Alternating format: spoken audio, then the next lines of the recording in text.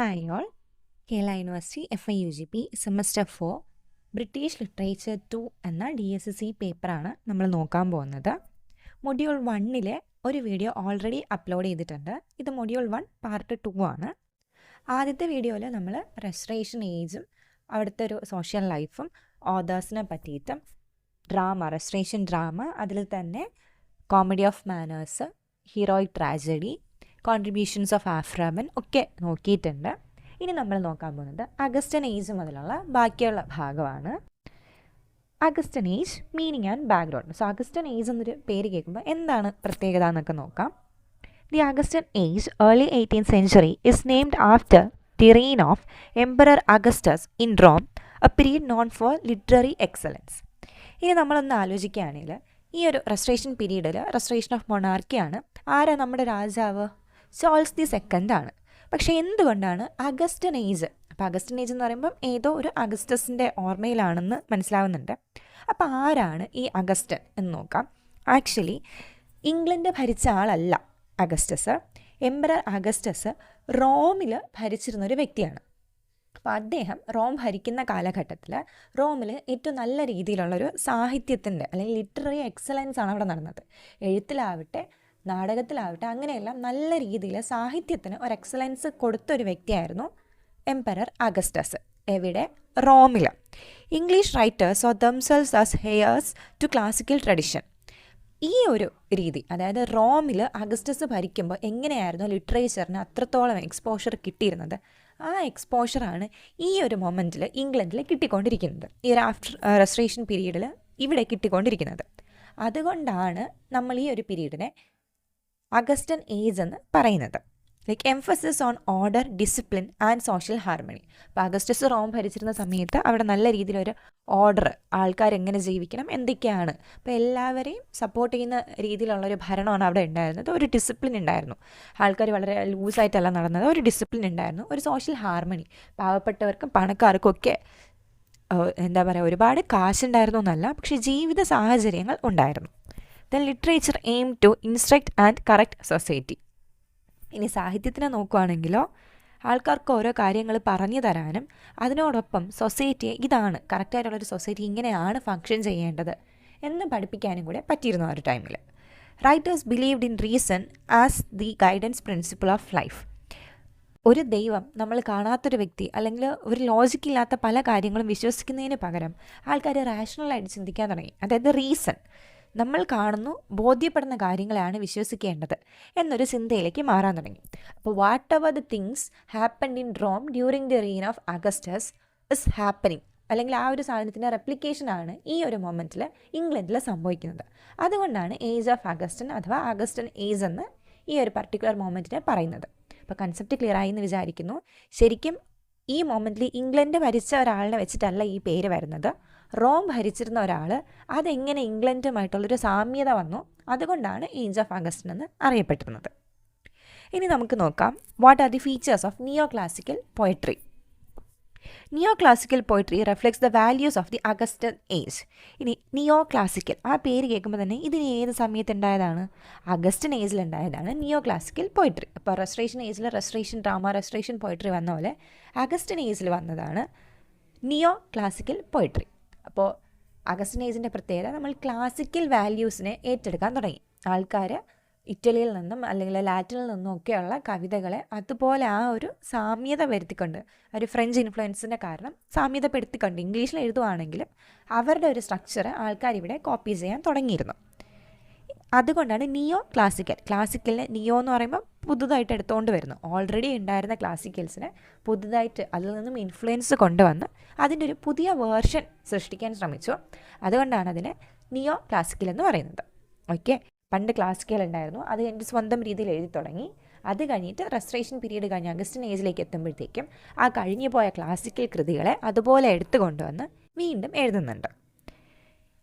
അപ്പോൾ what is the name of poetry during the Augustan age എന്ന് ചോദിച്ചാൽ neo classical poetry. ഇനി features നമുക്ക് സിലബസിൽ എടുത്ത് പറയുന്നുണ്ട്. Strict adherence to classical rules and forms. അപ്പോൾ ക്ലാസിക്കൽ റൂൾസ്, ഇത്ര മീറ്റർ ഉണ്ടാവണം, ഇത്ര റൈം സ്കീം, ഇങ്ങനെ ഇത്ര ലൈൻസ് ഉണ്ടാവണം, സ്ട്രക്ചർ ഇങ്ങനെ ആയിരിക്കണം, സ്റ്റാൻസ് ഇങ്ങനെ ആയിരിക്കണം എന്ന് കുറേ റൂൾസും ഫോംസും എല്ലാം പണ്ടത്തെ പോയിട്രിയിൽ പറഞ്ഞു വെച്ചിട്ടുണ്ടായിരുന്നു. അതെല്ലാം അതുപോലെ സ്ട്രിക്റ്റ് ആയിട്ട് ഇവർ ഫോളോ ചെയ്യാൻ തുടങ്ങി. ഇതിന് തൊട്ട് മുന്നേ വന്നിരുന്ന ആൾക്കാരാണെങ്കിൽ അത്രത്തോളം സ്ട്രിക്റ്റ് ആയിട്ട് തന്നെ ഒന്നും ഫോളോ ചെയ്തിരുന്നില്ല. പക്ഷേ ഇവർ കറക്റ്റായിട്ട് അത് ഫോളോ ചെയ്യാൻ തുടങ്ങി. Then preference for the heroic couplet. ഇപ്പോൾ എഴുത്തിനകത്ത് എല്ലാ റൂൾസും ഫോളോ ചെയ്യുന്നുണ്ടല്ലോ. അപ്പോൾ അതിനോടൊപ്പം ഇവർ ബ്ലാങ്ക് വേഴ്സ് ആയിരുന്നു നേരത്തെ ഉള്ള ആൾക്കാർ നോക്കിയിരുന്നെങ്കിൽ, ഇവർ ബ്ലാങ്ക് വേഴ്സ് അല്ല, ഹീറോയിക് കപ്ലറ്റിനെ തന്നെയാണ് വേണ്ടത് എന്നുള്ള രീതിയിൽ എഴുതാൻ തുടങ്ങി.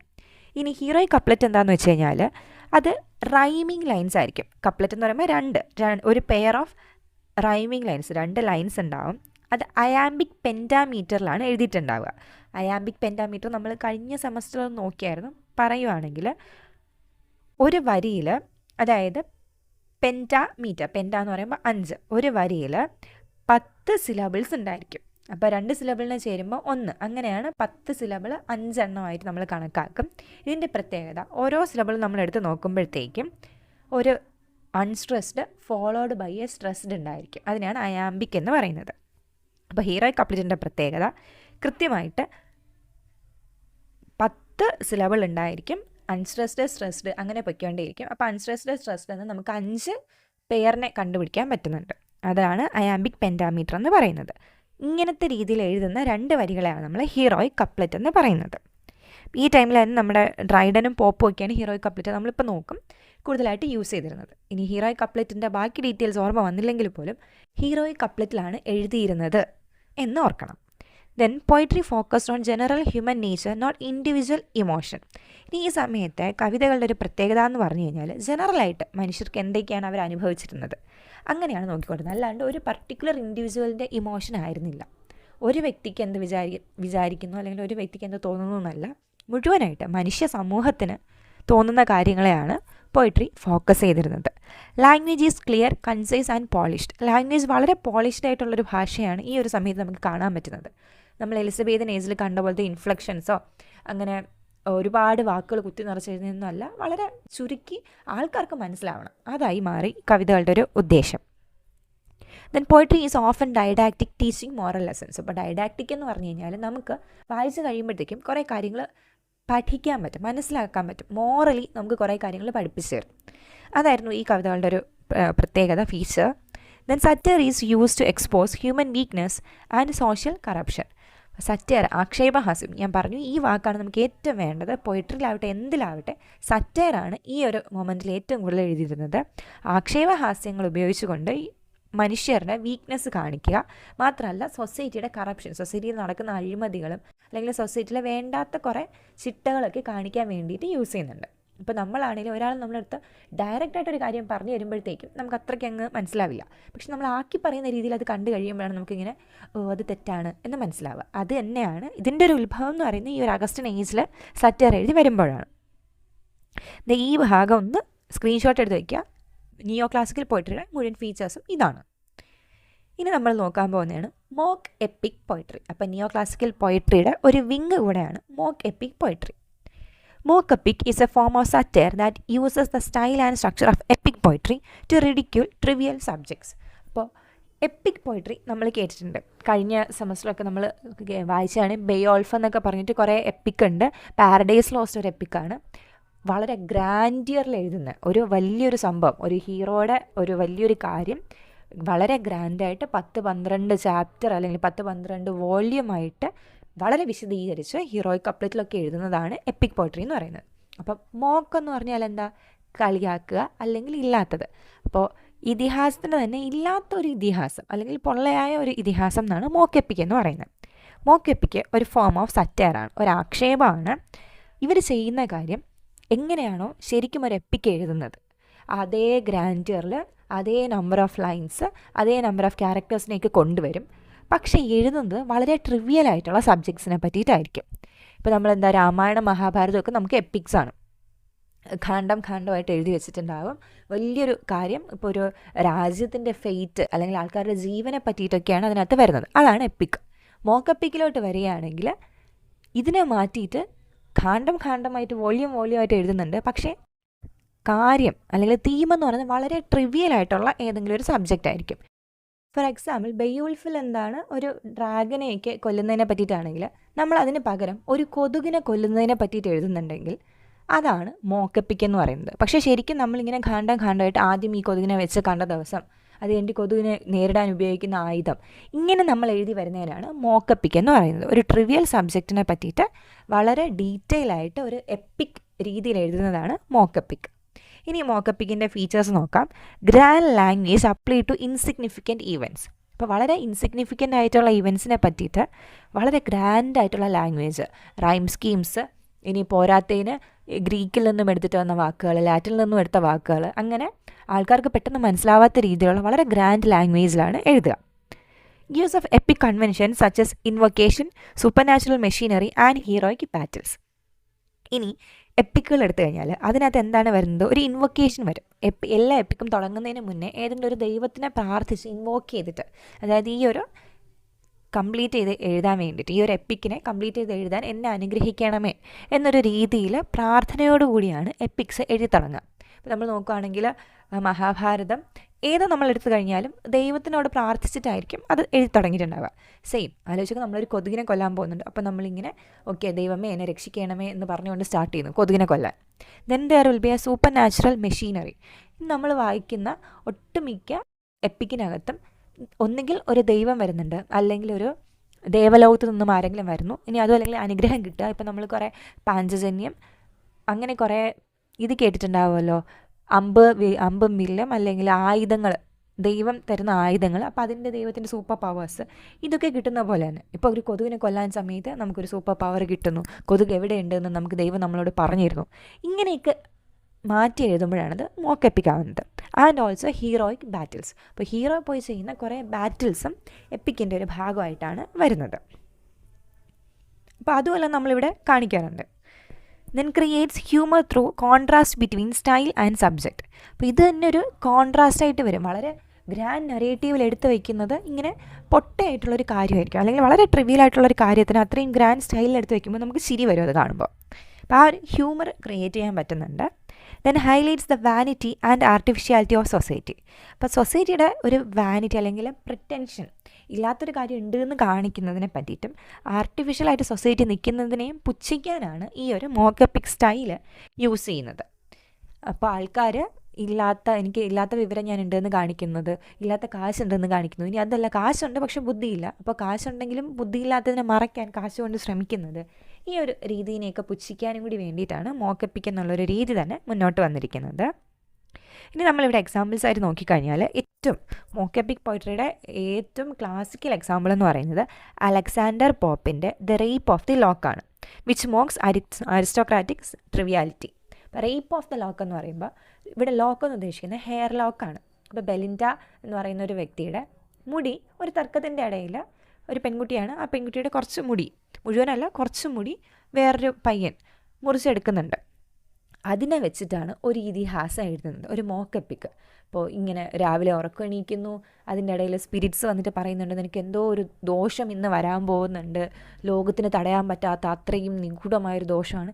ഇങ്ങനെ ഹൈപ്പിൽ കൊണ്ടുവന്ന് അപ്പോൾ നമ്മൾ വളരെ ഇൻവെസ്റ്റഡ് ആവും എന്താ സംഭവിക്കാൻ പോകുന്നത്. ഈ ഒരു മുടി മുറിക്കുന്നത് ട്രിവിയൽ ആണോ എന്ന് ചോദിച്ചു കഴിഞ്ഞാൽ ട്രിവിയൽ ആണ്, പക്ഷെ അത്രയ്ക്ക് അങ്ങനെ ട്രിവിയൽ ആണോ എന്ന് ചോദിച്ചു കഴിഞ്ഞാൽ നമുക്ക് we have to think about it. പക്ഷേ എന്നാലും അത് എഴുതി വെച്ചിരിക്കുന്ന ഒരു രീതിയുണ്ട്.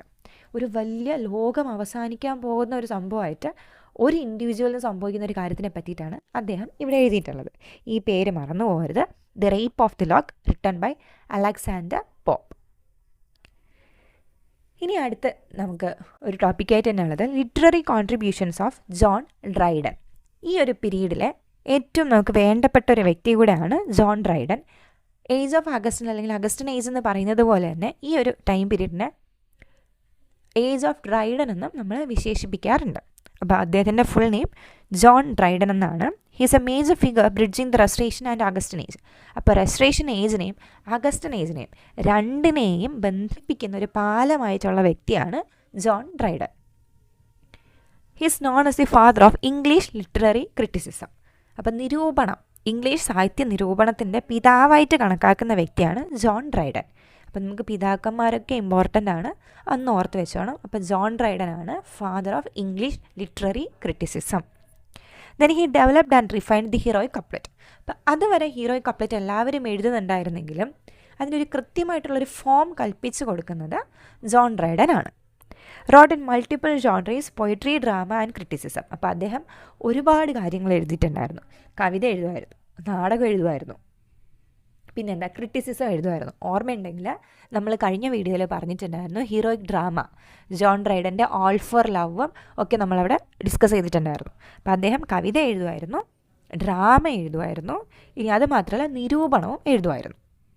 അദ്ദേഹത്തിൻ്റെ ഇമ്പോർട്ടൻ്റ് വർക്ക്സ് ആയിട്ട് നമുക്ക് നോക്കാനുള്ളത് Absalom and Achitophel. It's a political satire. ഇപ്പോൾ രാഷ്ട്രീയപരമായിട്ടുള്ള ഒരു ആക്ഷേപഹാസ്യമാണ് Absalom and അക്കിറ്റോഫൽ.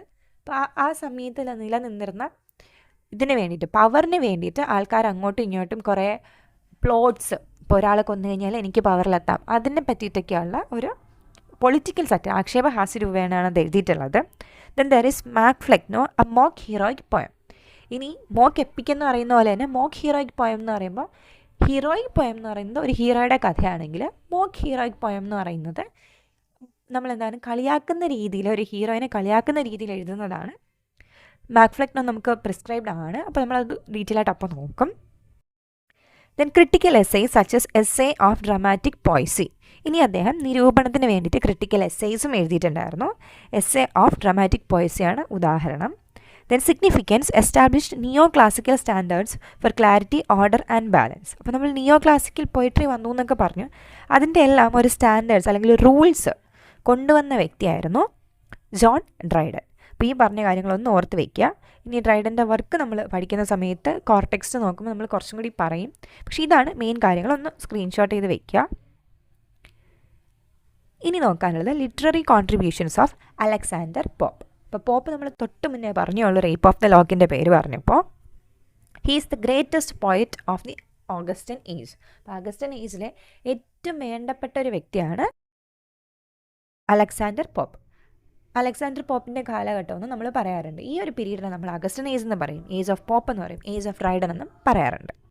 Is the master of satire and heroic couplets. അപ്പോൾ സറ്റയറിൻ്റെയും ഹീറോയിക് കപ്ലറ്റിൻ്റെയും, കവിതയിൽ ഹീറോയിക് കപ്ലറ്റ് കൊണ്ടുവരുന്നതാണെങ്കിലും സറ്റയർ കൊണ്ടുവരുന്നതിൻ്റെയും ഒരു മാസ്റ്ററി നേടിയ ഒരു വ്യക്തിയായിരുന്നു Alexander Pope. His poetry reflects reason, wit and moral insight. അദ്ദേഹത്തിൻ്റെ കവിതകൾ വായിച്ചു കഴിഞ്ഞാൽ ലോജിക്ക് ഭയങ്കരമായിട്ടുണ്ടായിരിക്കും, ഇൻ്റലിജൻസ് ഭയങ്കരമായിട്ടുണ്ടായിരിക്കും. ഇനി ഇത് രണ്ടും പോരാഞ്ഞിട്ട് നമുക്ക് മോറലി ഒരു ഇൻസൈറ്റ് തരുന്നതും കൂടെ ആയിരുന്നു അലക്സാണ്ടർ പോപ്പിൻ്റെ എഴുത്ത്. ഇനി അദ്ദേഹത്തിൻ്റെ ഇമ്പോർട്ടൻ്റ് വർക്ക്സ് നോക്കാം. റേപ്പ് ഓഫ് ദ ലോക്ക് നമ്മൾ ഓൾറെഡി പറഞ്ഞു, മോക്ക് എപ്പിക് ആണ്. ഇനി essay on criticism, essay on man. പേര് കേൾക്കുമ്പോൾ അതിലൊരു എസ്സേ ഉള്ളതുകൊണ്ട് അത് എസ്സേ ആണെന്ന് കരുതരുത്, അത് പൊയട്രി ആണ്. ഓക്കെ, എസ്സേ ഓൺ മാനും എസ്സേ ഓൺ ക്രിറ്റിസിസവും പൊയട്രി ആണ്, ഫിലോസഫിക്കൽ വാല്യൂ ഉള്ള പൊയട്രി ആണ്. ആ സമയത്ത് എസ്സേ നമ്മൾ ഇന്നത്തെ മീനിങ്ങിൽ എസ്സേ എന്ന് പറയുന്ന പോലെ അല്ല കരുതപ്പെട്ടിരുന്നത്. ഫിലോസഫിക്കലി പൊയട്രി എഴുതുന്നതിനെയും എസ്സേ എന്നാണ് പറഞ്ഞിരുന്നത്. ഒരു മൊണ്ടൈൻ്റെ ഒരു സ്റ്റൈലിലാണ്. മനസ്സിലാക്കേണ്ടത് ഇത്രയേ ഉള്ളൂ. എസ്സേ ഓൺ ക്രിറ്റിസിസവും എസ്സേ ഓൺ മാനും പൊയട്രി ആയിരുന്നു. അഗസ്റ്റൻ ഏജിലെ നിയോ ക്ലാസിക്കൽ പൊയട്രിയുടെ ഉദാഹരണങ്ങളായിരുന്നു എസ്സേ ഓൺ ക്രിറ്റിസിസവും എസ്സേ ഓൺ മാനും. രണ്ടും എഴുതിയിട്ടുള്ളത് അലക്സാണ്ടർ പോപ്പ്. ഇനി അദ്ദേഹത്തിൻ്റെ സിഗ്നിഫിക്കൻസ് എന്തൊക്കെയായിരുന്നു നോക്കാം. He perfected neo classical poetry. തൊട്ട് മുന്നേ ഉള്ളവരെല്ലാം നിയോ ക്ലാസിക്കൽ പോയട്രി എഴുതിയിരുന്നെങ്കിലും കറക്റ്റായിട്ട് നിയോ ക്ലാസിക്കൽ പോയട്രി എന്നൊരു രീതിനെ കറക്റ്റ് ചെയ്ത് കൊണ്ടുവന്ന് പെർഫെക്റ്റ് ആക്കിയത് പോപ്പായിരുന്നു. Criticised social pretensions and human folly. അദ്ദേഹം ചെയ്തിരുന്നതും ഇത് തന്നെയാണ്. സൊസൈറ്റിയിലെ ആൾക്കാർ എന്തൊക്കെയാണോ ചെയ്തിരുന്നത്, പ്രിറ്റൻഡ് ചെയ്തിരുന്നത്, ഇല്ലാത്ത കാര്യം ഉള്ളതുപോലെ കാണിക്കുന്നതും, ഹ്യൂമൻ ഫോളി എന്ന് പറയുമ്പോൾ ഹ്യൂമൻ വീക്ക്നെസ്സും, അതൊക്കെയായിരുന്നു അദ്ദേഹം ക്രിറ്റിസൈസ് ചെയ്ത് എഴുതിയിരുന്നത്. ദെൻ കമ്പൈൻഡ് ഇൻ്റലക്ച്വൽ ഡെപ്ത് വിത്ത് ആർട്ടിസ്റ്റിക് പ്രെസിഷൻ. അദ്ദേഹത്തിൻ്റെ ഒരു പ്രത്യേകത എന്ന് പറയുന്നത് ഭൗതികമായിട്ടുള്ള ഒരു ആഴം അദ്ദേഹത്തിൻ്റെ വർക്കിന് ഉണ്ടായിരുന്നു. അതിനോടൊപ്പം തന്നെ ആർട്ടിസ്റ്റിക് പ്രെസിഷനും ഉണ്ടായിരുന്നു. ഇപ്പോൾ എഴുതുന്നത് ചില സമയത്ത് നമുക്ക് കവിത എഴുതാൻ ആ ഒരു ഋതുവും കാര്യങ്ങളും എഴുതി വരുമ്പോഴേക്കും പറയാൻ ഉദ്ദേശിക്കുന്ന കാര്യം അത്രയ്ക്ക് ആഴത്തിൽ ആൾക്കാരിലേക്ക് എത്തിക്കാൻ പറ്റില്ല. പക്ഷെ പോപ്പിന് അങ്ങനെ ഒരു പ്രശ്നം ഉണ്ടായിരുന്നില്ല. പറയുന്ന കാര്യം അതേ ആഴത്തിൽ, എന്നാൽ എഴുത്തിൽ വളരെ രീതിയിൽ കലാപരമായിട്ട് തന്നെ എഴുതി ആഴമുള്ള ലൈൻസ് എഴുതാൻ അലക്സാണ്ടർ പോപ്പിന് സാധിക്കുമായിരുന്നു. അപ്പോൾ ഇത്രയും കാര്യങ്ങളാണ് നമുക്ക് ഈ ഒരു മൊഡ്യൂളിലുള്ളത്. ഇനിയുള്ളത് ഒരു കോർ ചാപ്റ്റർ, ഒരു കോർ ടെക്സ്റ്റ് ഉണ്ട്. അതിൻ്റെ വീഡിയോ ഉടനെ ഒന്ന് അപ്ലോഡ് ചെയ്യാം. അപ്പോൾ ഈ ഒരു വീഡിയോയിൽ നമ്മളിന്ന് നോക്കിയ കാര്യങ്ങൾ ഓർമ്മയുണ്ടാകുമെന്ന് വിചാരിക്കുന്നു. അഗസ്റ്റൻ ഏജിൻ്റെ സിഗ്നിഫിക്കൻസ്, ആ പേര് എവിടെ നിന്ന് വന്നു എന്നുള്ള കാര്യം ഓർക്കുക. നിയോ ക്ലാസിക്കൽ പോയിട്രി, അതിൻ്റെ ഫീച്ചേഴ്സ്, മോക്ക് എപ്പിക് അതിൻ്റെ കാര്യങ്ങൾ പറഞ്ഞത് ഓർക്കുക. ദെൻ റൈഡനും പോപ്പും പറഞ്ഞിട്ടുണ്ട്. അപ്പോൾ ഇതെല്ലാം ഒന്ന് ഓർത്ത് വയ്ക്കുക, സ്ക്രീൻഷോട്ട് എടുത്ത് വയ്ക്കുക അതിൻ്റെ ആവശ്യമുള്ള ഭാഗങ്ങൾ. സോ ഇത്രയേ ഉള്ളൂ, മനസ്സിലായി കാണുമെന്ന് വിചാരിക്കുന്നു. Thank you.